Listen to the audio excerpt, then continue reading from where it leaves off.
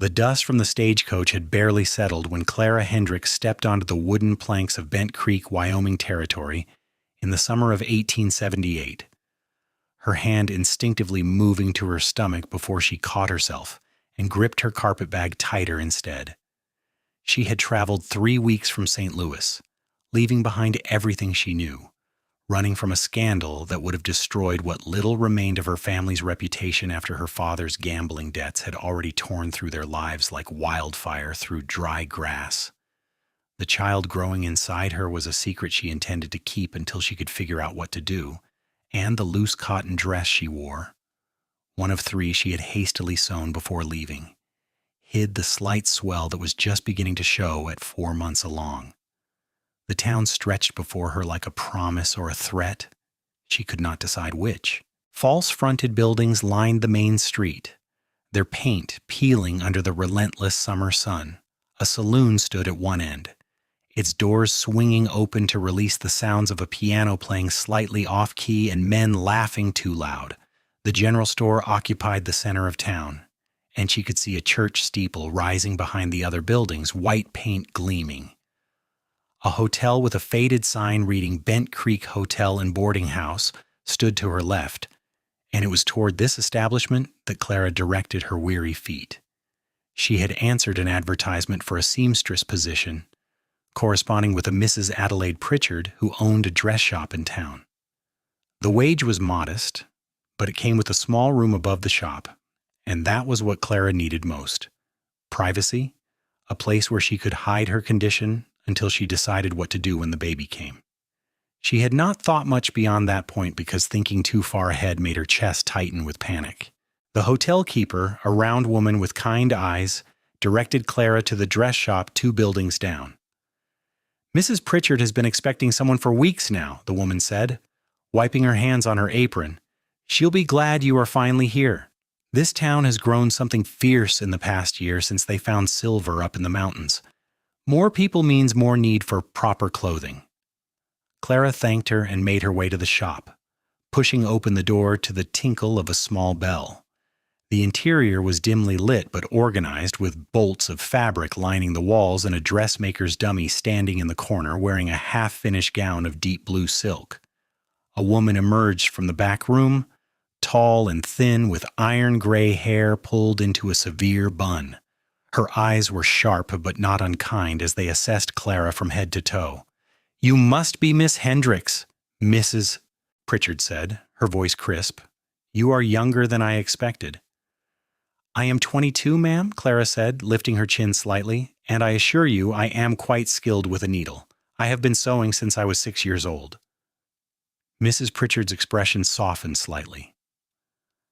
"I do not doubt your skills, child. Your letters were well written, and your references, though from back east, seemed genuine enough. I am simply relieved you are here. I have more orders than I can manage alone, and my hands are not what they used to be." She held up her fingers, which were slightly gnarled with arthritis. "Come, let me show you your room, and then we will discuss your duties."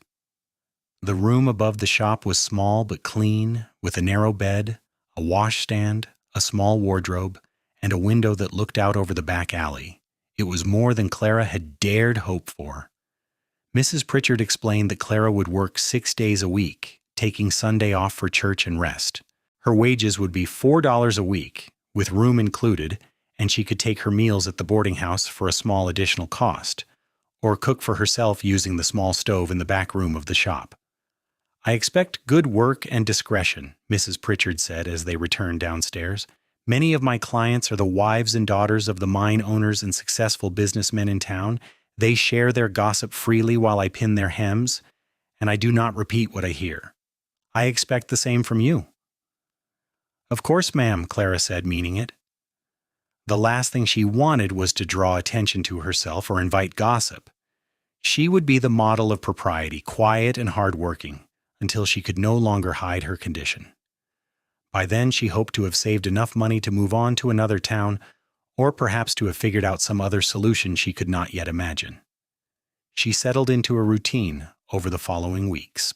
She woke early, dressed in one of her loose gowns, and spent her days cutting patterns, basting seams, and carefully stitching the elaborate dresses that the wealthy women of Bent Creek demanded.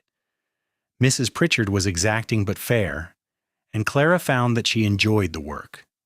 It kept her hands busy and her mind focused on something other than her predicament. The women who came in for fittings treated her as invisible, which suited Clara perfectly. They gossiped about their husbands, their neighbors, and the various scandals that rippled through the town. Clara learned that the mayor's daughter was being courted by 3 different men, that the banker's wife suspected him of keeping company with one of the saloon girls, and that a widow named Mrs. Thornton had recently shocked everyone by refusing a marriage proposal from the wealthiest mine owner in the territory. Clara kept her eyes down and her mouth shut, pinning hems and marking adjustments with small pieces of chalk. She spoke only when spoken to, and even then her answers were brief and polite. She developed a habit of standing slightly sideways when clients were present, and she took to wearing a shawl even in the summer heat, draping it across her front when she moved around the shop. By her 5th month, the swell of her belly was more pronounced, though still easy enough to hide beneath her carefully constructed dresses. She had let out the seams twice already and had begun working on a 4th dress with even more fabric in the front. She avoided looking at herself in the shop mirrors and tried not to think about how much longer she could maintain this deception. It was on a Saturday afternoon in late August when everything changed. Clara was alone in the shop, Mrs. Pritchard having gone to the bank to deposit the week's earnings. A man entered, and Clara looked up from the buttonholes she was finishing on a gentleman's vest. He was tall, over 6 feet, with broad shoulders that spoke of hard physical work. He wore dusty trousers, scuffed boots, and a shirt that had once been white but was now more of a dusty gray. A worn hat sat on dark hair that needed cutting, and his face was tanned and weathered in the way of men who spent their lives outdoors. But it was his eyes that caught Clara's attention, a clear gray blue that seemed to see more than she wanted to reveal. "I am looking for Mrs. Pritchard," he said, his voice a low drawl that marked him as someone from further south, perhaps Texas or New Mexico territory. "She will return shortly," Clara said, setting down her needle. "May I help you with something?" He pulled off his hat, revealing more of his face. He was younger than she had first thought, perhaps 27 or 28, with a strong jaw and a small scar above his left eyebrow. "I need a shirt made," he said. "2, actually, if the price is reasonable. Mine are wearing through, and I'm tired of sewing patches on patches." Clara nodded, reaching for the measuring tape and her notebook. "I can take your measurements and discuss the details with Mrs. Pritchard when she returns. She handles all the pricing and orders." "That would be fine, thank you, miss," he said. And there was something genuine in his courtesy that made Clara feel slightly less wary.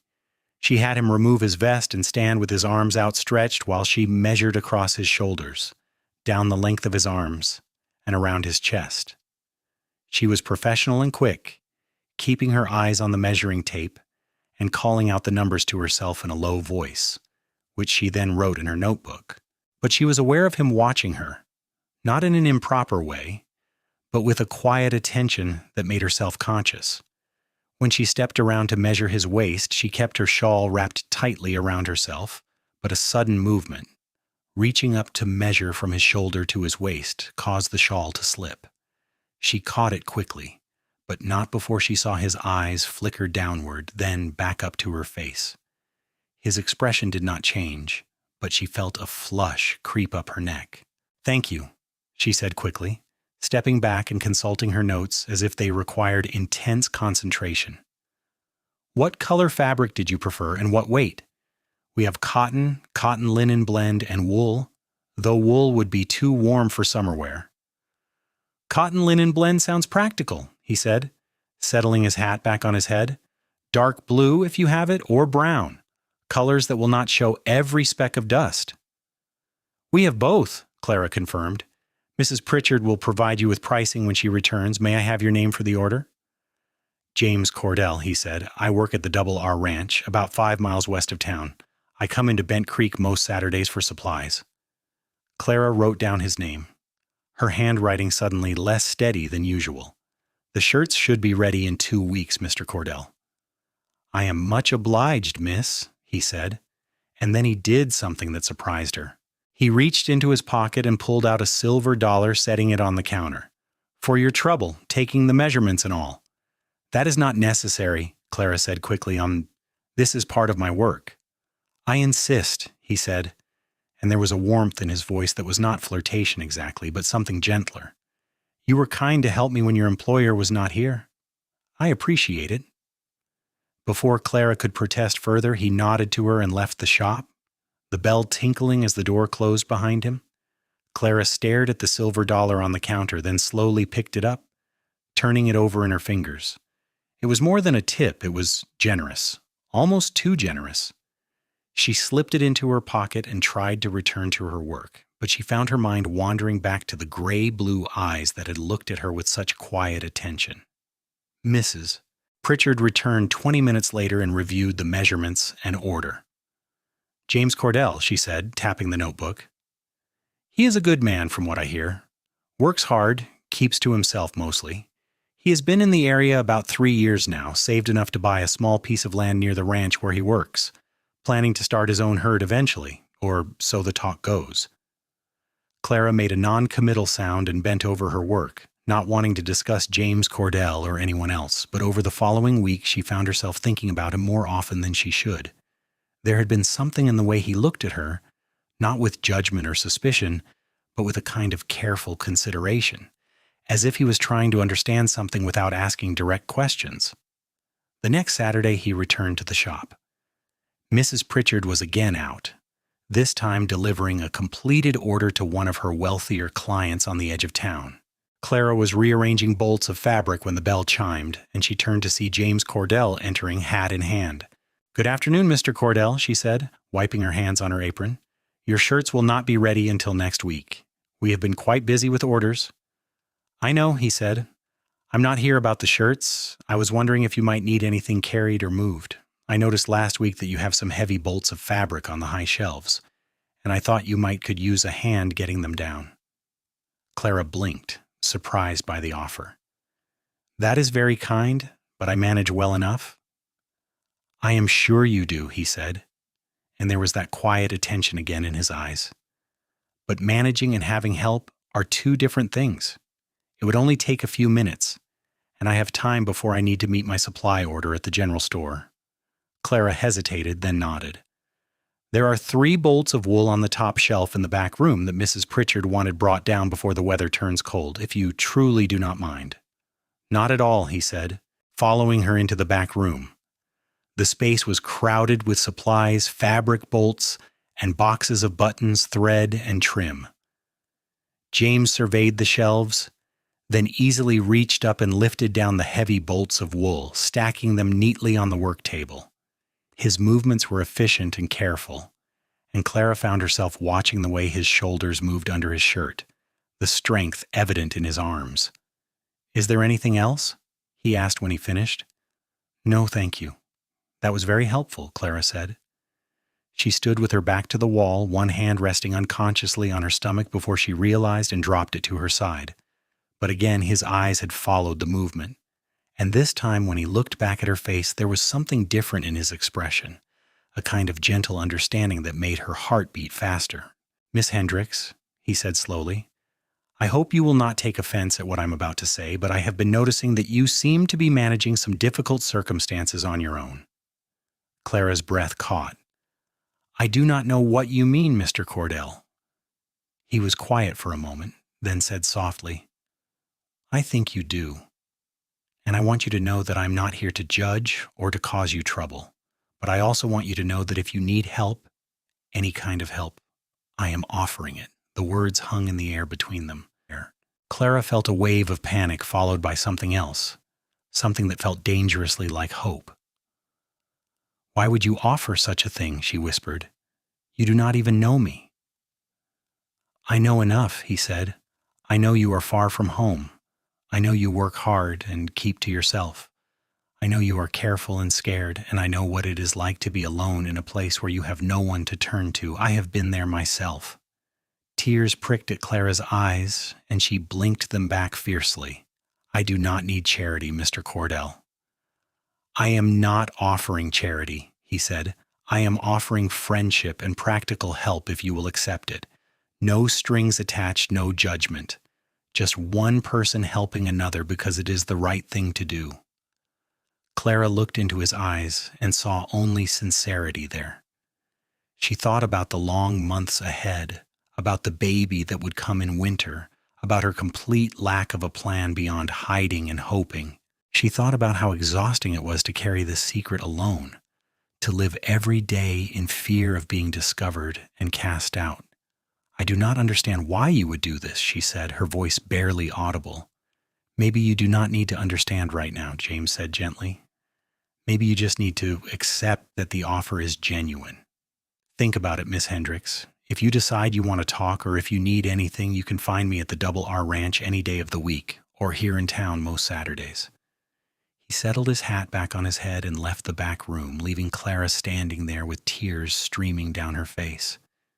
She heard the shop bell chime as he left, and only then did she allow herself to sink onto a stool, covering her face with her hands. For the first time since she had discovered she was carrying a child, since the man who had promised to marry her had disappeared the moment she told him, since her father had raged and her mother had wept, Clara felt a tiny crack in the wall of ice around her heart. She did not seek James out over the following week, but she thought about his offer constantly. What did he want from her? Men did not simply offer help without expecting something in return. That had been her experience. And yet there had been nothing predatory in his manner, nothing that suggested he saw her situation as an opportunity to take advantage. He had been respectful, even careful, as if he understood how frightening his offer might be to someone in her position. When Saturday came again, Clara told Mrs. Pritchard she needed to step out for an hour during the afternoon. The older woman looked at her curiously but nodded. "Do not be late," was all she said. "We have a fitting at 3:00. Clara walked through the town, drawing her shawl around herself despite the heat. She asked directions from a boy playing in the street and learned that the Double R Ranch was a long walk out of town. Too far to go and return in an hour. But the boy also told her that Mr. Cordell often stopped at the livery stable on Saturdays to check on his horse and sometimes help the stableman with repairs. She found the livery at the edge of town, a large wooden structure that smelled of hay, leather, and horses.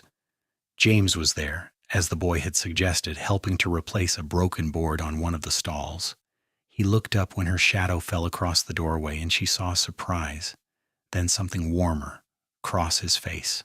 "Miss Hendricks," he said, setting down his hammer and wiping his hands on his trousers. "I did not expect to see you here." "I only have an hour," she said quickly, "but I wanted to talk to you about what you said last week." He nodded and gestured to a bench outside the stable in the shade of the building. They sat down, and for a moment, neither of them spoke. Clara twisted her hands in her lap, searching for the right words. "Why did you notice, Rosierie?" she finally asked. "Most people do not see what they do not expect to see. Why did you?" James was quiet for a moment, looking out at the dusty street.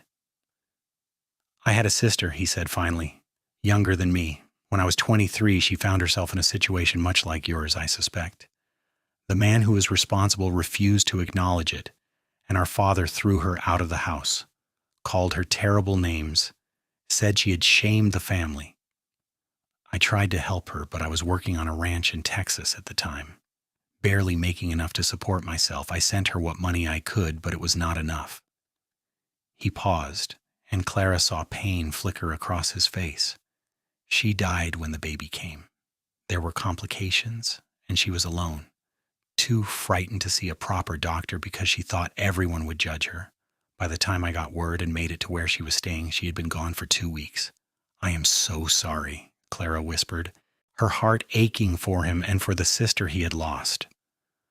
"Her name was Margaret," James said. "She was 19 years old, and she was kind and good, and she made one mistake with a man who told her lies. That should not have cost her everything, but it did. I swore after I buried her that if I ever saw another woman in that situation, I would do whatever I could to help. So that is why, Miss Hendricks, that is why I noticed, and that is why I am offering." Clara felt tears spill over and run down her cheeks. She did not try to hide them. "I am 5 months along," she said quietly. "The father was a man I thought I loved, a man who promised to marry me. When I told him, he left town. My father lost everything to gambling debts, and when he found out about my condition, he said I was just one more burden he could not afford. My mother gave me what little money she had hidden away and told me to go west, to start over where no one knew me. I have been trying to figure out what to do when the baby comes, but I have no plan. I thought perhaps I could give the child to an orphanage or find a family who wants a baby and then move on to another town." "Is that what you want?" James asked gently. "I do not know what I want," Clara admitted. "I am terrified. I do not know the first thing about being a mother. I have no money, no family, no husband. How can I possibly raise a child?" "You do not have to decide everything right now," James said, "but you also do not have to go through this alone. Let me help you, Clara. May I call you Clara?"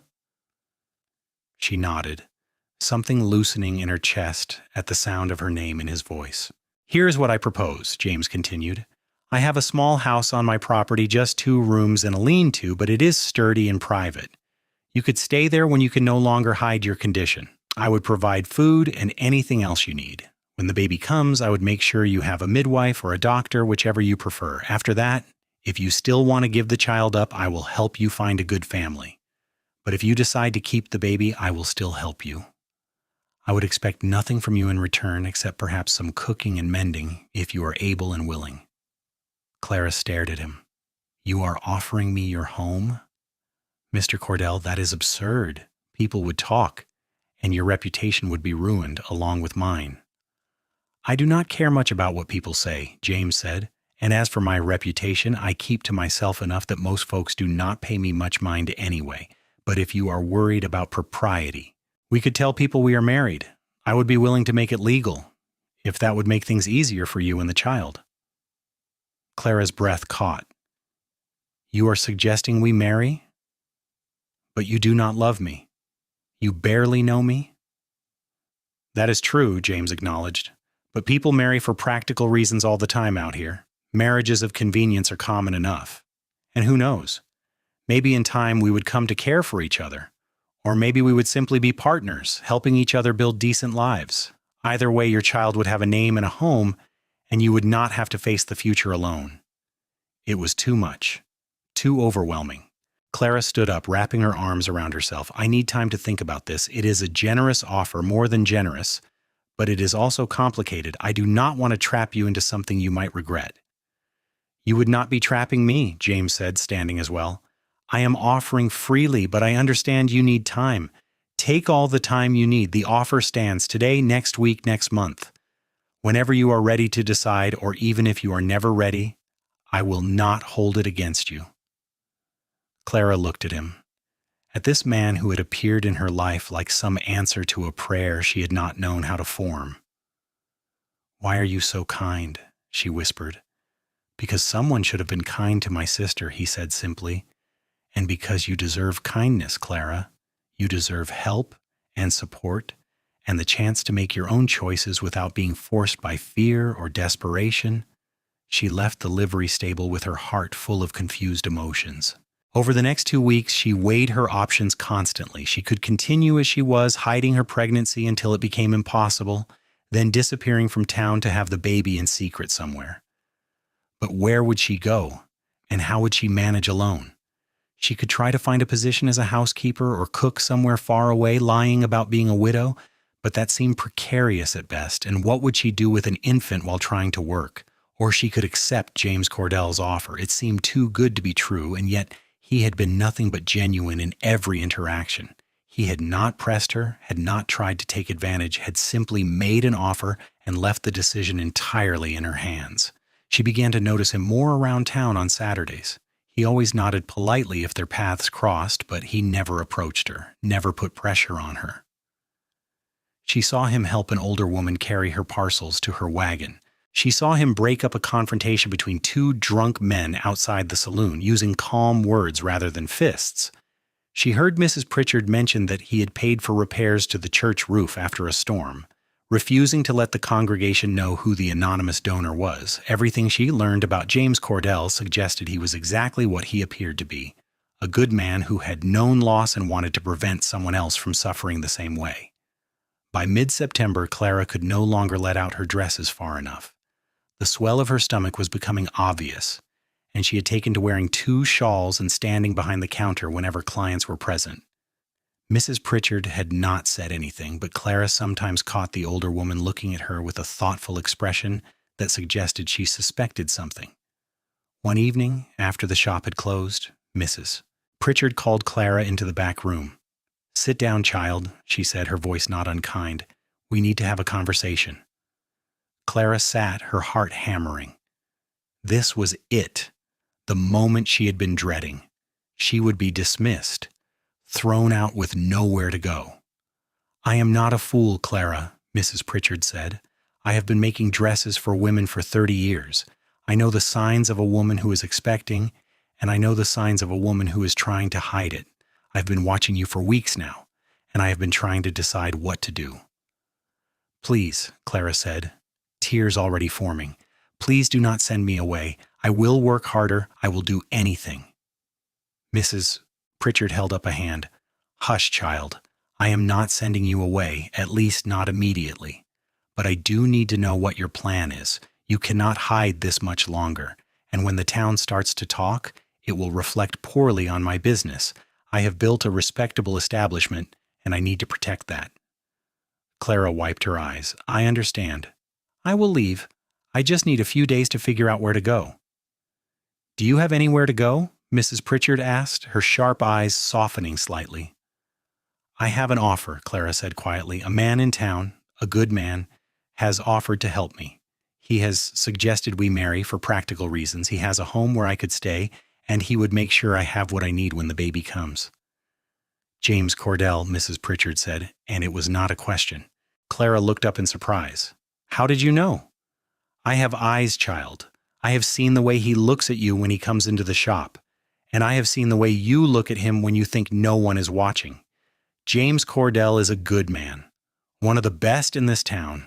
If he has offered to help you, then you would be a fool not to accept." "But it seems wrong to marry without love," Clara said. "To trap him in a marriage he does not really want." Mrs. Pritchard made a dismissive sound.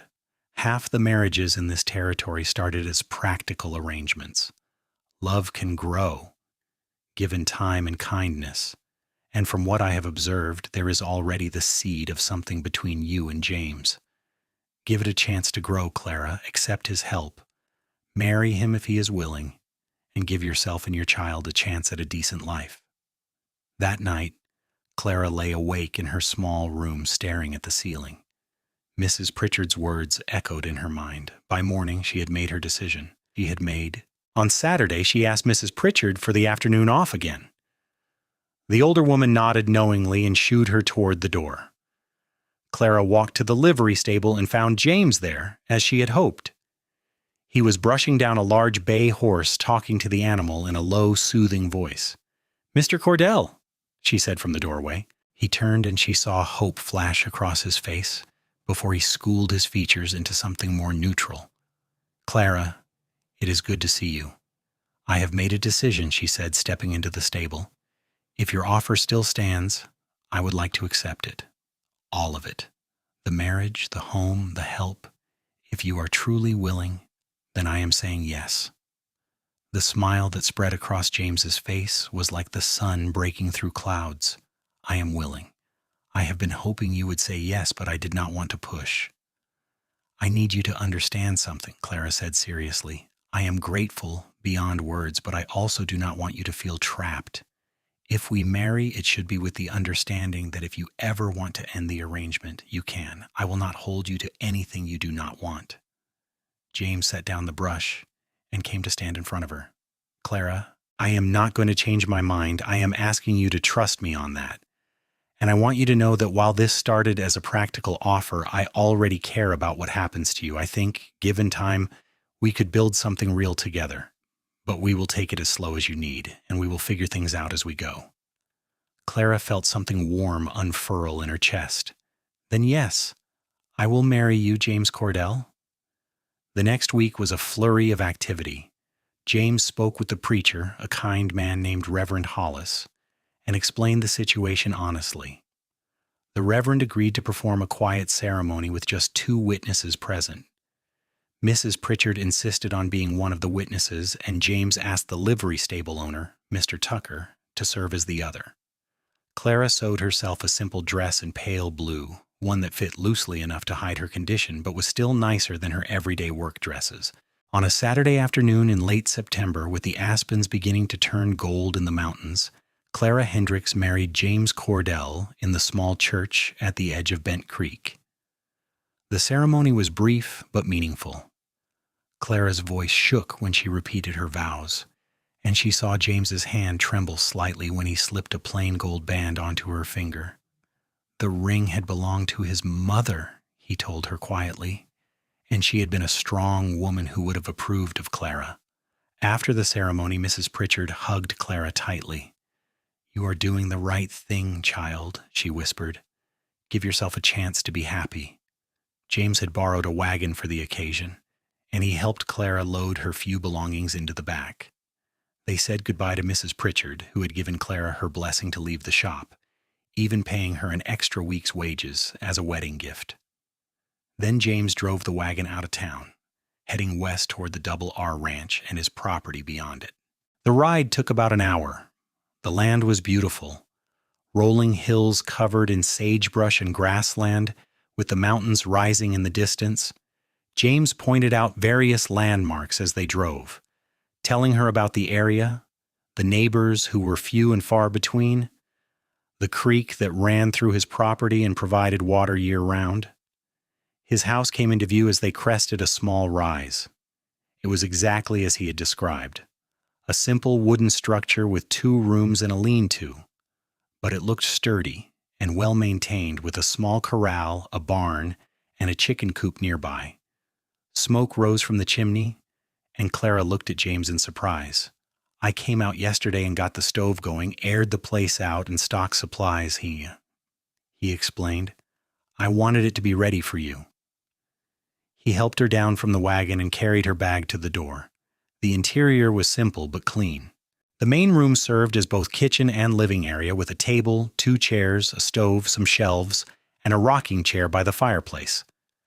A curtain divided this room from the smaller bedroom, which held a double bed, a dresser, and a washstand. Clara felt her cheeks heat at the sight of the bed. James saw her expression and said quickly, "I will sleep in the barn tonight. Give you privacy. We can figure out arrangements as we go. There is no rush for anything, Clara. This is your home now, and you should feel comfortable and safe here." "You cannot sleep in the barn," Clara protested. "This is your house. I will not turn you out of your own bed." "I have slept in worse places," James assured her, "and I want you to have space to adjust. This is all very sudden, and I do not want you to feel pressured about anything." They spent the evening unpacking Clara's belongings and talking. James showed her where everything was in the kitchen and told her to make any changes she wanted to the house. "This is your home now," he kept saying. "I want you to feel that way, not like a guest." As darkness fell, James prepared to head to the barn. Clara stopped him at the door. "James," she said quietly, "thank you for everything, for your kindness, for giving me a chance, for not judging me. I do not know how I will ever repay you." He turned and smiled at her, a gentle expression that made her heart skip. "You do not owe me anything, Clara. We are partners now, helping each other. That is what marriage should be, even a practical one. Now get some rest. Tomorrow I will show you around the property, introduce you to the chickens, and teach you how to work the stove if you do not already know." After he left, Clara prepared for bed, changing into her nightgown and washing her face in the basin. She lay down in the bed, which was more comfortable than any she had slept in for months, and placed her hands on her belly. The baby moved under her touch, a strange fluttering sensation that still startled her sometimes. "We have a home," she whispered to the child, and we have someone who cares what happens to us. It is going to be all right. I think it is actually going to be all right." The next morning, Clara woke to the smell of coffee and frying bacon. She dressed quickly and emerged from the bedroom to find James at the stove cooking breakfast. "I thought you might be hungry," he said, "and I figured we could eat together, start planning out how we want to manage things around here." They sat at the small table and ate, discussing practical matters. James explained that he worked at the Double R Ranch 5 days a week, leaving early in the morning and returning in the early evening. He had Saturdays and Sundays off, which he usually spent working on his own property, tending to his growing herd of cattle, and maintaining the buildings. Clara could manage the chickens, the garden that James had planted in the spring, and the house. They would work together on preserving food for the winter and making sure they had enough supplies laid in before the heavy snows came. "I can hunt and bring in meat," James said, "and I have arrangements with some of the neighboring ranches to trade work for beef when we need it. We will not go hungry, Clara, I promise you that." Over the following weeks, they settled into a routine. True to his word, James slept in the barn, though Clara could see the arrangement was not comfortable for him. He never complained, but she noticed he moved stiffly in the mornings and sometimes had dark circles under his eyes. Clara threw herself into making the house a home. She cleaned every corner, organized the shelves, and started cooking meals that made the small space smell wonderful. She had always been a good cook, and she found satisfaction in preparing food for James, in seeing the appreciation in his eyes when he came home to a hot meal after a long day of work. She also began to sew again using fabric James brought her from town. She made curtains for the windows, a warm quilt for the bed, and a smaller quilt for the baby. As she stitched, she allowed herself to think about the future, about the child who would come in a few months, about what it might be like to raise a baby in this small house with this quiet, kind man. James was unfailingly patient and respectful. He never pushed her for more than she was willing to give, never made her feel uncomfortable or pressured. But Clara began to notice other things about him. The way he smiled when he saw she had made his favorite stew, the way he always asked about her day and listened carefully to her answers, the way he brought her little gifts from town, a book he thought she might like, a jar of honey, a length of ribbon in a color he said matched her eyes. She noticed, too, the way her heart lifted when she heard his footsteps on the porch at the end of the day. She found herself watching him when he worked in the yard, admiring the strength in his arms, the way he moved with easy confidence. She liked the sound of his voice, the rare times when he laughed, the way he treated the animals with gentle competence. One evening in late October, as they sat by the fire after dinner, Clara said, James, you cannot keep sleeping in the barn.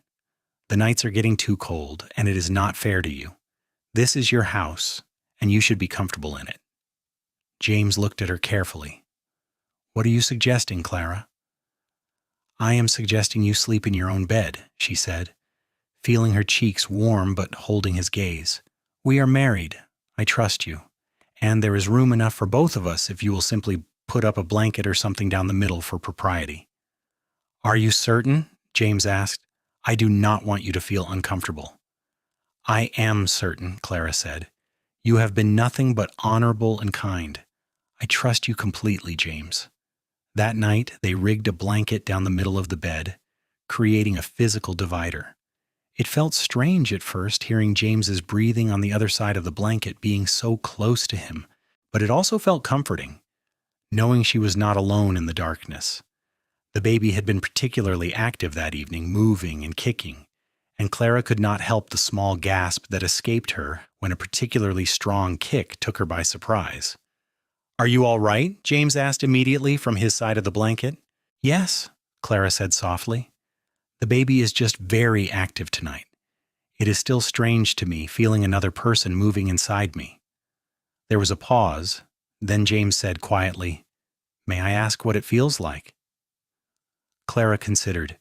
"It is like having butterflies in your stomach, but stronger, or like bubbles moving inside you. Sometimes it is gentle, and sometimes the kicks are quite firm. Tonight the baby seems determined to move all my internal organs around." She heard James chuckle softly. That sounds uncomfortable. It is not painful, exactly, Clara said, just strange, and it makes everything seem more real. I am going to be responsible for a person, a whole new person. That is terrifying. You will be a good mother, James said with certainty. How can you know that? Clara asked. Because you care, he said simply. Because you are thinking about what the baby needs, about the future. Because you are brave enough to have come all this way to accept help when you needed it, to keep going even when things were hard. Those are the things that make a good parent. Tears pricked Clara's eyes in the darkness. Thank you for saying that. I mean it, Clara. They were quiet for a while, and then Clara said, James, will you tell me about your family, about your sister Margaret, if it is not too painful? He was silent for so long that she thought he might not answer. Then, slowly, he began to talk. He told her about growing up in Texas, about his parents who had worked a small ranch, about Margaret who had been funny and bright and full of dreams. He told her about the young man who had courted Margaret, promised her everything, and then disappeared when she needed him most. He told her about the fight he had had with his father, about leaving home to try to earn enough money to help his sister, about getting the letter that told him she was gone. I should have done more, James said, his voice thick with old grief. I should have brought her with me, should have found a way to protect her. You did what you could, Clara said softly. You were young and struggling yourself. What happened to Margaret was not your fault, James. It was the fault of the man who abandoned her and the society that judged her so harshly. I know that in my head, James said, but my heart still carries the guilt. That is why when I saw you, when I realized what you were facing, I could not walk away. I could not let another woman go through what Margaret did, not if I had the power to help. You have helped more than you know, Clara whispered. You have given me hope, James. You have made me feel less alone. That is everything. November brought cold winds and the first snow. Clara was 7 months along now, her belly large and undeniable. She moved more slowly, her back aching, and James insisted on doing more of the household chores despite her protests. He chopped extra firewood, made sure the chicken coop was secure against predators, and doubled their food stores. They had grown more comfortable with each other, the blanket down the middle of the bed now seeming more symbolic than necessary. They talked late into the night sometimes, sharing stories of their pasts, their hopes, their fears. James told her about his dream of building a successful ranch, of having a herd large enough to support a family. Clara told him about her childhood love of books, about wanting to see the ocean someday, about missing her mother despite everything that had happened. One evening, as they sat by the fire, Clara working on the baby blanket and James mending a piece of harness, she said, James, what do we tell people about the baby? When we go to town or when neighbors visit, what is the story? James looked up from his work. We tell them the truth as much as it concerns them. We are married and you are expecting. They can count months on their fingers if they want, but it is none of their business. If anyone asks outright, we will say the baby is mine and we will raise it that way. As far as I am concerned, Clara, this child will be mine in every way that matters. Clara felt her throat tighten with emotion. You would do that? Claim another man's child as your own? That child is innocent, James said firmly, and if we are going to be a family, then we're going to be a complete family. I will not have any child of mine, biological or not, feeling less than wanted or less than loved. Clara set down her sewing and stood, moving to where James sat. She placed her hand on his shoulder, feeling the warmth and strength of him. How did I get so lucky, she whispered, to find someone like you? James covered her hand with his own, looking up at her. I think we found each other, Clara, and I think maybe we were both lucky. The moment stretched between them, something unspoken shifting in the air. Clara saw the way James looked at her, and she realized that what she saw in his eyes was more than kindness or duty. Somewhere along the way, without either of them planning it, real feelings had developed. James, she said softly, I need to tell you something. When we married, I thought this would be a practical arrangement, a way to survive. But it has become more than that, at least for me. I care about you. More than I expected to, more than I probably should so soon. If that makes you uncomfortable, I understand, but I needed to be honest. James stood slowly, never breaking eye contact. Clara, I have been half in love with you since the day you first walked into Mrs. Pritchard's shop. I told myself I was helping you for Margaret's sake, and that was part of it. But the truth is I saw you, and something in me recognized something in you. I have been falling more in love with you every day we have spent together, but I did not want to pressure you or make you feel obligated. You have enough to deal with without worrying about my feelings. Clara's breath caught. You love me? I do, James said simply. I love you, Clara. Your strength, your kindness, the way you care for everything around you, the way you have built a home out of nothing. I love the sound of your voice and the way you hum while you cook. I love your courage and your vulnerability. I love everything about you. Tears spilled down Clara's cheeks. I love you too, she whispered. I did not know I could feel this way again after everything that happened, but you have shown me what real love looks like. Not pretty words and empty promises, but action and steadiness and true partnership. I love you, James Cordell. He reached up and gently wiped the tears from her cheeks. May I kiss you? He asked softly. Yes, Clara breathed. He cupped her face in his hands and kissed her, gentle and sweet and full of promise. Clara leaned into him, her hands resting on his chest, feeling his heartbeat strong and steady under her palms. When they broke apart, they were both smiling. So this is a real marriage now, James said, his voice warm with happiness. Not just practical, but real. It feels like it has been real for a while, Clara said. We were just both too cautious to say so. That night, they took down the blanket that divided the bed. Clara lay in James's arms, her head on his chest, his hand resting protectively on her belly. When the baby kicked, she felt James smile against her hair. Did you feel that? She asked. I did, he said, wonder in his voice. That is amazing. That is our child, Clara, ours. She pressed closer to him, feeling safe and loved in a way she had not thought possible a few months ago. Ours, she agreed.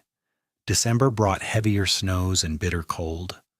Clara's back ached constantly now, and she could not move without feeling ungainly and enormous.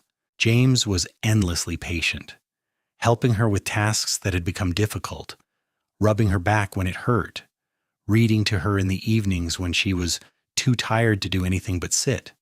They had gone to town in early December to see the doctor, an older man named Dr. Patterson, who examined Clara and declared that everything seemed to be progressing normally. The baby should come sometime in late January or early February, he said. You are young and healthy, Mrs. Cordell. I do not anticipate any problems, but send for me when your time comes, and I will attend to you. James had held her hand during the examination and paid the doctor's fee without hesitation. As they drove home through the snowy landscape, Clara said, I am getting frightened, James, about the birth. I have heard stories of women who do not survive it. You're going to be fine, James said firmly. You are strong, and you will have me with you, and Dr. Patterson if we need him. I will not let anything happen to you, Clara, I promise. She wanted to point out that some things were beyond anyone's control, but she could see the determination in his eyes and chose to take comfort in it instead. James would do everything in his power to keep her safe, and that would have to be enough. Christmas came, and they celebrated quietly with a simple meal and small gifts. Clara had knitted James a warm scarf and a pair of gloves. He gave her a beautiful music box he had ordered from a catalog, which played a gentle waltz when wound up. For you and the baby, he said, music is important. They spent the evening by the fire, Clara in the rocking chair, and James at her feet, his head resting against her knee. She ran her fingers through his hair, and they talked about what they would name the baby. If it is a boy, I would like to name him after your father, Clara suggested. What was his name? Thomas, James said. But I did not have a good relationship with my father, Clara. I would rather we chose a name that means something to both of us. All right, Clara said. What about for a girl? Margaret, James said softly. I would like to name her Margaret, if you do not mind, to honor my sister. Clara's eyes filled with tears. I think that is a beautiful idea. Margaret Cordell. Or Margaret Rose, perhaps? Rose was my mother's middle name. Margaret Rose Cordell, James said, trying it out. That is perfect. And if it is a boy? Clara asked. They discussed various names, finally settling on Samuel James Cordell. Samuel was my grandfather's name, Clara explained. He was the only member of my family who was truly kind to me. He died when I was 12, but I still remember how safe I felt when he was around. Samuel James it is then, James agreed. January arrived with brutal cold and storms that kept them snowed in for days at a time. Clara felt restless and uncomfortable, her body preparing for the birth in ways that frightened her. She had pains that came and went, tightening across her belly that left her breathless. James watched her with worried eyes and suggested several times that they should try to get Dr. Patterson out to the house before the roads became completely impassable. On a Friday evening in late January, Clara was helping James clean up after dinner when she felt a sudden gush of water between her legs. She gasped and grabbed the edge of the table, and James was at her side immediately. What is wrong? What happened? I think my water broke, Clara said, her voice high with fear. I think the baby is coming. James went pale, but then visibly pulled himself together. All right, it is all right. Let me get you to the bedroom, and then I will ride to town for Dr. Patterson.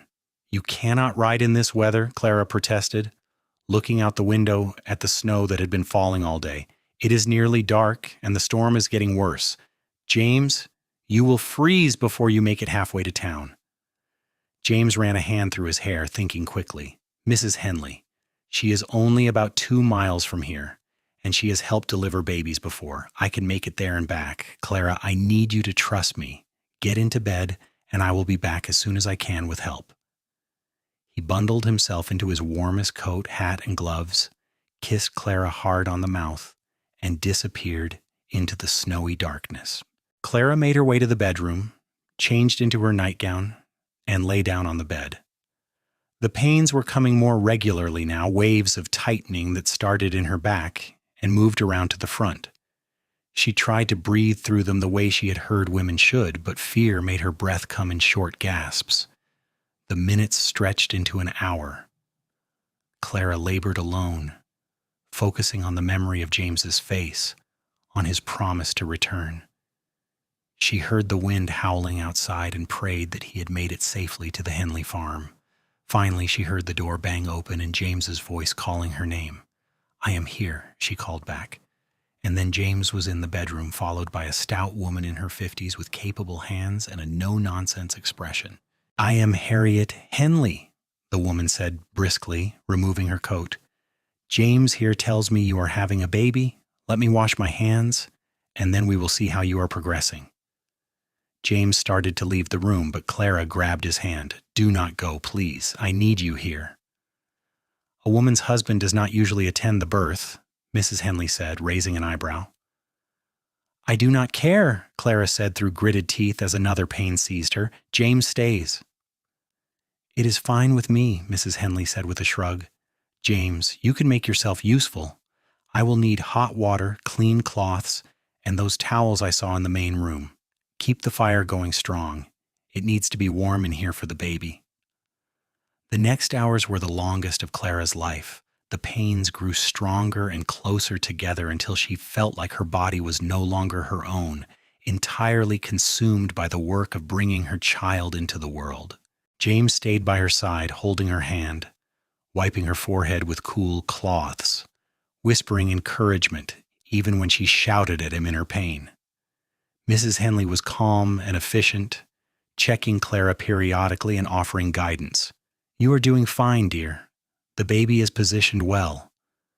When the next pain comes, I want you to push. Clara pushed with everything she had, James supporting her from behind, his arms strong around her. She felt like she was being torn apart, like she could not possibly survive this, but Mrs. Henley kept encouraging her, and James kept whispering that she was strong, that she could do this, that he loved her. Finally, after what felt like an eternity, Clara felt the baby slide free of her body. She heard a thin, angry wail, and Mrs. Henley laughed. "You have a daughter," she said, holding up the tiny red-faced infant, "a beautiful, healthy daughter." Clara sobbed with relief and exhaustion. James was crying too, she realized, tears streaming down his face, as Mrs. Henley cleaned the baby and wrapped her in a soft blanket. Then the midwife placed the infant in Clara's arms, and Clara looked down at the tiny face, the perfect little fingers curled into fists. "Margaret," she whispered. "Our Margaret Rose." "She is beautiful," James said, his voice choked with emotion. "Clara, she is absolutely perfect." Mrs. Henley busied herself with cleaning up and tending to Clara, who was only dimly aware of what the midwife was doing. Her entire focus was on the baby in her arms, this tiny person who had grown inside her, who was now here, and real, and theirs.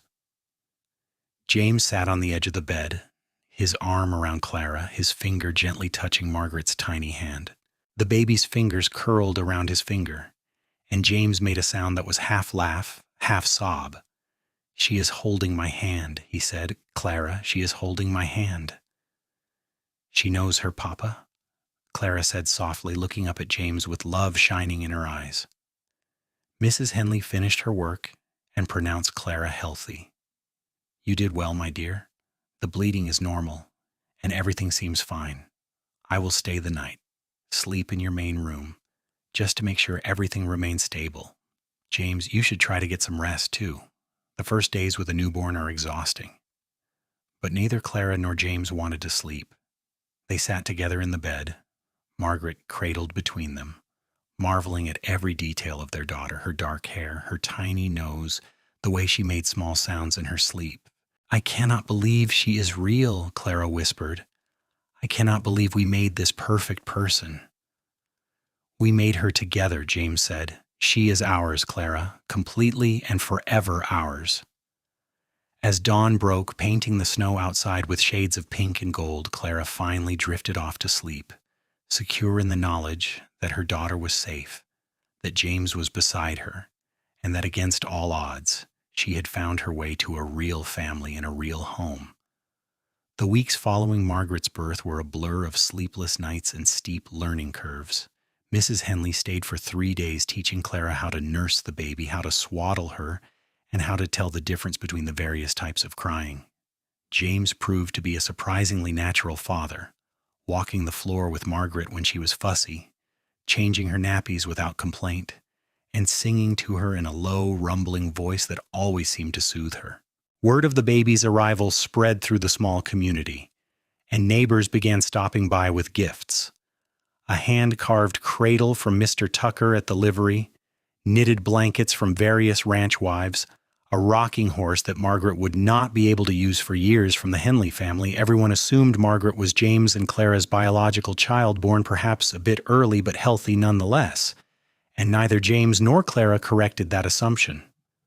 When the weather cleared enough in March, they took Margaret to town to have her formally registered. They stood together in the registrar's office, James holding the baby, Clara at his side. When asked for the father's name, James said clearly, "James Thomas Cordell." The registrar wrote it down without question, and just like that, Margaret became officially James's daughter in the eyes of the law. That evening, as they sat together by the fire, Margaret asleep in her cradle, Clara said, "Thank you for claiming her as yours. I know it was not necessary, but it means everything to me." "Clara, she is mine," James said firmly. "Not because of blood, but because I was there when she was born. I am the one who walks her at night, who will teach her to ride, who will protect her and love her for all of her life. That makes me her father in every way that matters." Clara leaned against him, feeling the solid warmth of his body. "I love you," she said simply, "more than I have words for." "I love you too," James replied, kissing the top of her head. "Both of you. You are my family, and I thank God every day that I was brave enough to speak up in that dress shop last summer. As spring arrived, melting the snow and bringing green back to the land, life settled into a happy rhythm. James continued working at the Double R Ranch, but he also spent time building up his own herd. Clara managed the house and the baby, and she began taking in sewing work again from some of the neighboring ranch wives. The extra money helped, and she enjoyed using her skills. Margaret grew from a tiny newborn into a chubby, happy infant who smiled at everyone and seemed particularly delighted by her father. James was besotted with his daughter, and Clara often found them together in the early mornings, James talking to Margaret about the ranch, the cattle, and his plans for the future as if she could understand every word. One evening in May, as they were getting ready for bed, James said, "Clara, I have been thinking. We have been so focused on surviving and building a life that we have not really talked about our future. Do you see yourself staying here? Or did you have other dreams, other places you wanted to see?" Clara considered the question carefully. "Before all of this happened, I had vague dreams of seeing more of the world. But now, with you and Margaret, I realize that home is not a place. It is people. Wherever you and our daughter are, that is where I want to be." "What if we could have both?" James asked. "What if we could build something here, but also see a bit of the world? I have been saving money for years, Clara. I have enough now to buy more land to expand our herd significantly. In a few years, if things go well, we could have a real ranch, something substantial. We could hire help and we could take trips, maybe go to San Francisco, or even back east if you wanted to visit the ocean you told me about." Clara felt hope bloom in her chest. "You would do that? Build a life that includes both stability and adventure?" "I would," James said, "because I want you to be happy, Clara. I want Margaret to grow up seeing that life can be big and full of possibilities, and I want us to build all of it together." Clara kissed him, pouring all her love and gratitude into the gesture. "Then let us do it," she said. "Let us build something amazing." Over the next 2 years, they worked toward that goal. James bought additional land when a neighboring rancher decided to move back east. Their herd grew as James proved himself to be an excellent cattleman with a good eye for quality stock. Clara's sewing business expanded as her reputation for excellent work spread, and she began teaching sewing classes to the daughters of local families, bringing in additional income. Margaret grew into a lively toddler with her mother's dark curls and her father's gray-blue eyes. She followed James everywhere when he was home, chattering in her own language and insisting on helping with every task. James was endlessly patient with her, letting her help feed the chickens, collect eggs, and brush the horses. In the spring of 1881, Clara discovered she was pregnant again. This time, the pregnancy was planned and welcomed, though Clara could not help but feel a flutter of anxiety remembering the difficulty of Margaret's birth. James was thrilled and immediately became even more protective, insisting that Clara rest more and take on fewer chores. "I am pregnant, not an invalid," Clara protested with a laugh. "I manage just fine with Margaret while doing everything myself." "But you do not have to do everything yourself this time," James pointed out. "Let me take care of you, Clara, please." She let him, because it felt good to be cared for, to have a partner who wanted to share the burdens rather than add to them.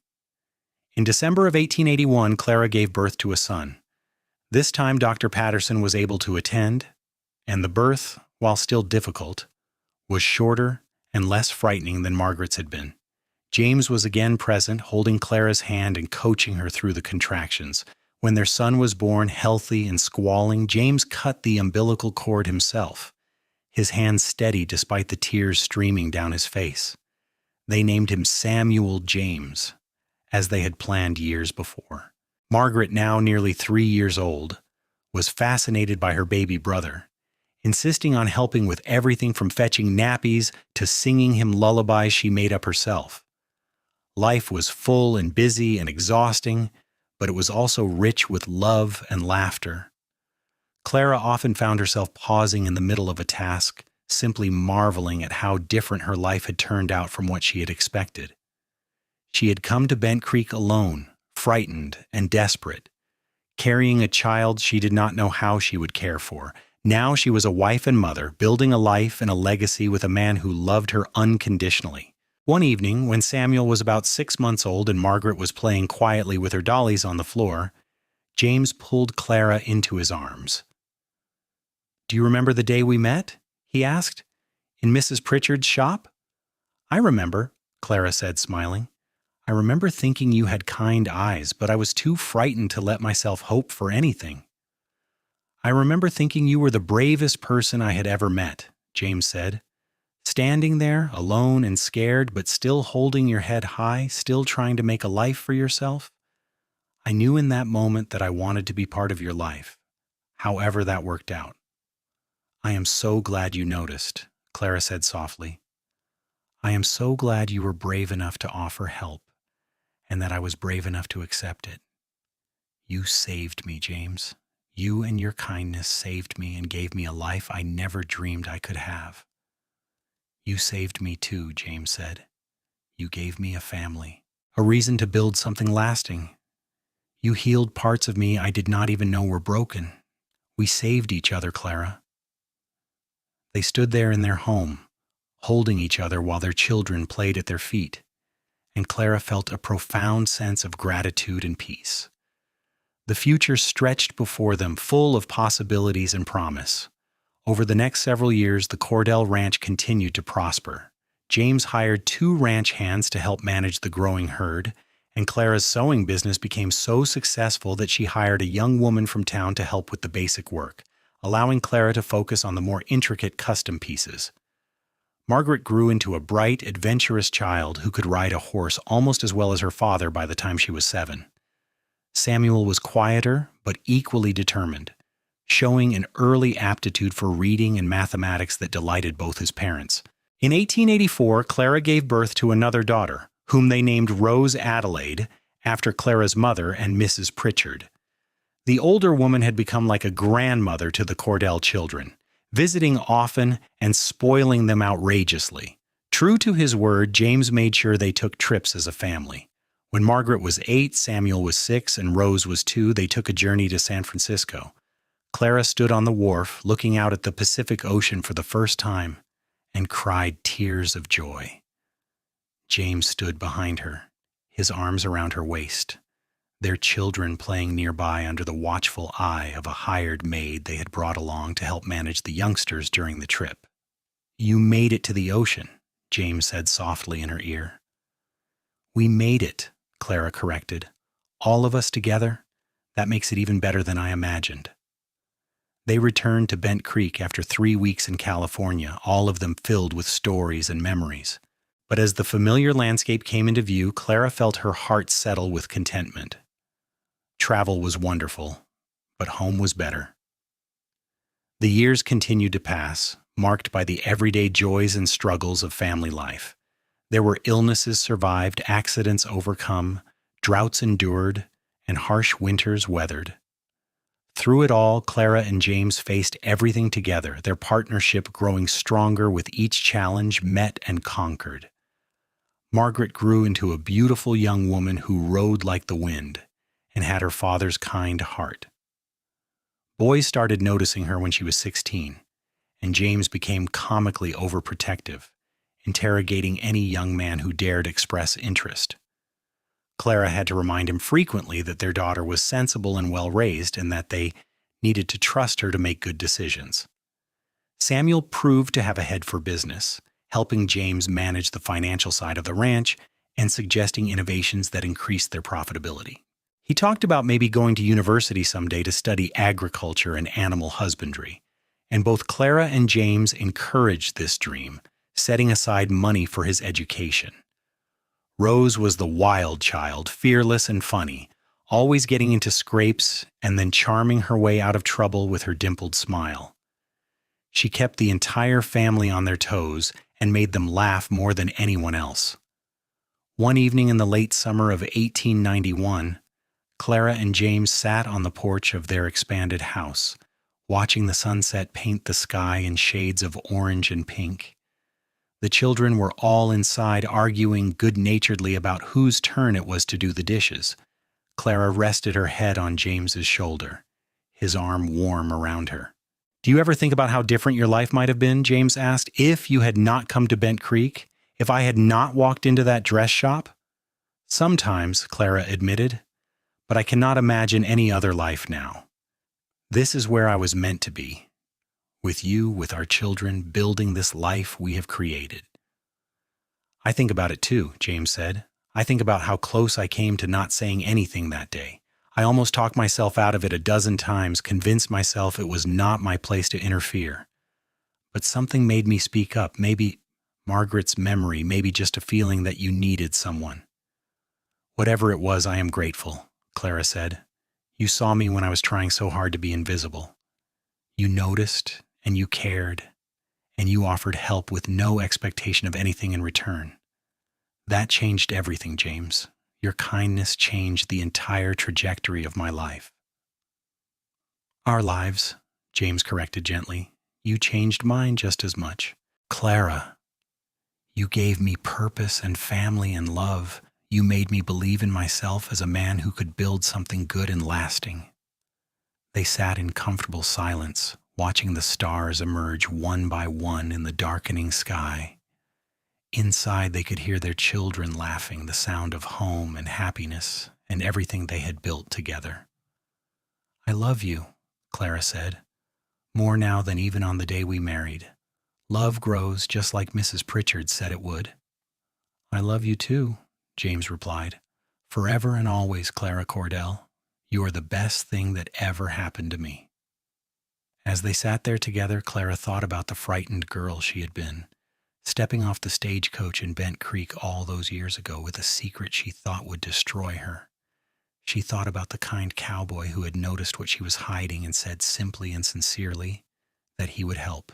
She thought about the family they had built together, the love they had found, and the life they had created from nothing but courage and kindness. The future stretched before them still, full of unknowns and possibilities. Margaret would likely marry soon. Samuel would go to university. Rose would grow up and find her own path. There would be grandchildren eventually, new generations to love and guide. The ranch would continue to grow or perhaps change in ways they could not yet imagine. But whatever came, Clara knew they would face it together. She and James had built something strong and true, a partnership based on mutual respect, genuine love, and the kind of deep friendship that only comes from weathering life's storms side by side. In the spring of 1892, Margaret married a young rancher named Thomas Grant, a good man who reminded Clara very much of James at that age, hardworking, kind, and utterly devoted to Margaret. The wedding was a joyful affair held at the ranch. With neighbors and friends coming from miles around to celebrate, Clara cried happy tears as she watched her daughter exchange vows, remembering her own wedding in the small church so many years before. James walked Margaret down the aisle, and Clara could see the emotions playing across his face: pride, love, and the bittersweet sadness of a father letting his daughter begin her own life. But when Margaret kissed his cheek and whispered something in his ear before taking Thomas's hand, James smiled so brightly that Clara's heart swelled with love for both of them. That night, after the festivities had ended and most of the guests had departed, Clara and James lay in their bed, exhausted but content. "She will be happy," Clara said. "Thomas is a good man, and he loves her." "I know," James said, "but it is still hard watching her go. It feels like just yesterday she was a baby in my arms." "She will always be your daughter," Clara reminded him gently. "Marriage does not change that. And now we get to watch her build her own life, make her own family. It is beautiful, James. Bittersweet, but beautiful." "You are right," James agreed, pulling Clara closer. "And we still have Samuel and Rose at home keeping us busy. Plus, I have a feeling Margaret and Thomas will give us grandchildren before too long." He was right. In early 1894, Margaret gave birth to a daughter, whom she named Clara Margaret Grant. When Clara held her granddaughter for the first time, she wept, overwhelmed by the continuation of life, by the way love multiplied and grew through generations. James was an enthusiastic grandfather, spoiling little Clara shamelessly and teaching her to ride before she could even walk properly. Watching him with his granddaughter, Clara was reminded once again of how lucky she had been to find this man, to build this life. Samuel did indeed go to university, studying at the Agricultural College in Colorado. He excelled in his studies and returned home during summers and holidays full of new ideas for improving the ranch. James implemented many of Samuel's suggestions, and the ranch continued to thrive. Rose, true to her spirited nature, became involved in the growing movement for women's education and rights. She shocked the family by announcing at age 18 that she intended to become a teacher and had no immediate plans to marry. Clara and James supported her decision. Proud of their daughter's independence and determination, even as some of their neighbors clucked their tongues and worried about Rose becoming a spinster. "She will find her path," Clara told James, "just as we all did. And if that path includes marriage and children, wonderful. If it does not, that is wonderful too. I want our children to be happy and fulfilled, whatever that looks like for each of them." As the new century approached, Clara and James found themselves entering middle age, their hair showing threads of gray, their faces lined with the marks of lives well lived. But their love for each other had not diminished. If anything, it had deepened, matured like good wine, becoming something richer and more complex with time. They took another trip to California in 1899, this time just the two of them, leaving the ranch in Samuel's capable hands. They spent 2 weeks in San Francisco, staying in a nice hotel, eating at restaurants, and attending the theater. But Clara's favorite part was the afternoon they spent sitting on the beach, holding hands and watching the waves, just as they had done with their young children years before. "Thank you for this life," Clara said, resting her head on James's shoulder. "Thank you for seeing me all those years ago. Thank you for being brave enough to help. Thank you for loving me and our children. Thank you for being my partner in everything." James kissed her temple. "Thank you for saying yes," he replied. "Thank you for trusting me, for building this life with me, for giving me a family and a purpose. Thank you for being the strongest, kindest, most amazing woman I have ever known. I would not change a single moment, Clara, not even the hard ones. It all brought us here to this moment, and this is exactly where I want to be." They returned to the ranch refreshed and ready for whatever the new century would bring. Samuel married a school teacher named Anne in 1901, a brilliant woman who shared his passion for innovation and progress. They settled on a portion of the Cordell Ranch that James deeded to them, building their own house and starting their own herd while still collaborating closely with James on the overall operation. Rose did eventually marry, much to everyone's surprise, falling in love with a newspaperman named Henry Collins, who shared her passion for social reform and women's rights. They married in 1903 and moved to Denver, where they both worked on progressive causes. They had 2 children, both daughters, whom they raised to be independent and well-educated. Margaret and Thomas had 4 children in total, building a successful ranch adjacent to the Cordell property. The cousins grew up together, running wild across the land just as their parents had done, creating a new generation of memories and stories. As Clara and James moved into their 50s and then their 60s, they gradually handed over more of the ranch operations to Samuel, though James could never quite retire completely. He still rode out most mornings to check on the cattle, to inspect the fences, to simply be on the land he loved. Clara continued her sewing, though now mostly for pleasure rather than income. She made quilts for each of her grandchildren, intricate works of art that told the story of their family through fabric and thread. She wrote letters to her children and grandchildren, preserving family stories and history so that future generations would know where they came from. On a summer evening in 1914, Clara and James celebrated their 36th wedding anniversary. All of their children and grandchildren gathered at the ranch for a party, and the house was filled with laughter, music, and love. Clara looked around at the faces of her family, at the children playing in the yard, at her own children now grown, and with families of their own, and felt a profound sense of accomplishment and joy. After the guests had left, and they were preparing for bed, James pulled Clara into his arms and danced with her slowly around their bedroom, humming a waltz. "Do you remember our wedding day?" he asked. "How scared we both were? How uncertain?" I remember, Clara said, smiling. I remember thinking I was making a terrible mistake rushing into a marriage with a stranger, but I was wrong. It was the best decision I ever made. We have had a good life, haven't we?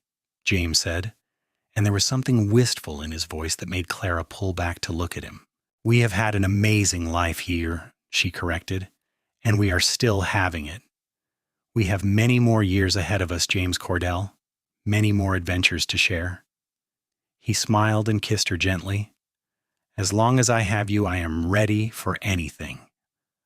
They continued dancing until the candle burned low, two people who had found each other against all odds, who had built a life and a love that transcended their difficult beginning, who had proven that sometimes the best families are the ones we choose and create rather than the ones we are born into. Clara often thought about that day in the dress shop, about the moment when James had quietly said he would help her. She thought about how different her life and Margaret's life would have been without his intervention. She thought about the courage it must have taken for him to speak up, to involve himself in a stranger's troubles, to offer help without any guarantee of how it would be received. And she thought about her own courage, too, the bravery it had taken to accept help, to trust a stranger, to build a new life from the wreckage of her old one. She had been stronger than she knew, and James had seen that strength when she could not see it herself. Their story had become something of a legend in Bent Creek. The cowboy who married the seamstress, who built one of the most successful ranches in the territory, who raised fine children and created a legacy of kindness and community involvement. People pointed to the Cordells as an example of what was possible when two people committed to each other and to building something good. But for Clara and James, it was never about being an example or creating a legacy. It was simply about love, the love they had discovered together, the love they had nurtured through good times and bad, the love they had multiplied through children and grandchildren, and the countless small acts of daily devotion that made up a life. As they grew older, their steps slower and their bodies less strong, they relied on each other even more. James helped Clara when her arthritis made sewing difficult. Clara helped James when his back ached from years of ranch work. They took walks together in the evenings, short ones now, just around the property, remembering and reminiscing and planning for whatever time they had left. One evening, as the sun set over the mountains, painting the sky in shades of gold and crimson, Clara and James sat on their porch holding hands. Their great-grandchildren played in the yard, the newest generation of Cordells, full of energy and promise. We did it, Clara said softly. We built something that will last, James. Our love created all of this. It is pretty magnificent, is not it? James agreed, squeezing her hand. From one frightened girl in a dress shop and one lonely cowboy to all of this. Sometimes I can hardly believe it is real. It is real, Clara assured him. Every moment, every struggle, every joy, every child and grandchild and great-grandchild. It is all real, and it is all ours. We earned it, James, through love and hard work and never giving up on each other. As darkness fell and the children were called inside for supper by their parents, Clara and James remained on the porch a while longer, reluctant to end this perfect moment. The air was sweet with the scent of summer grass and wildflowers. Somewhere in the distance, a coyote howled, and cattle lowed softly in the fields. I love you, Clara Cordell, James said, his voice still strong despite his age. I have loved you from the moment I saw you, and I will love you until my last breath and beyond. And I love you, James Cordell, Clara replied, leaning into his embrace. Thank you for noticing me all those years ago. Thank you for saying you would help. Thank you for keeping that promise every single day since. You are the best man I have ever known, and loving you has been the greatest adventure of my life. They sat together as the stars emerged, two souls who had found each other in the vast wilderness of the Wyoming Territory, who had faced impossible odds and built something beautiful from nothing but determination and love. Their story, which had begun with a frightened woman hiding a secret and a kind cowboy offering help, had become a testament to the power of compassion, the strength of partnership, and the enduring nature of true love. And as they finally rose to go inside to join their family for the evening meal, to continue the life they had built together, they walked hand in hand, just as they had been doing for nearly 4 decades, just as they would continue doing for whatever time they had left, bound together by a love that had not only survived but had flourished, growing stronger and deeper with each passing year, a love that would echo through generations long after they were gone, a love that proved that sometimes when someone is brave enough to notice and kind enough to help, it can change everything.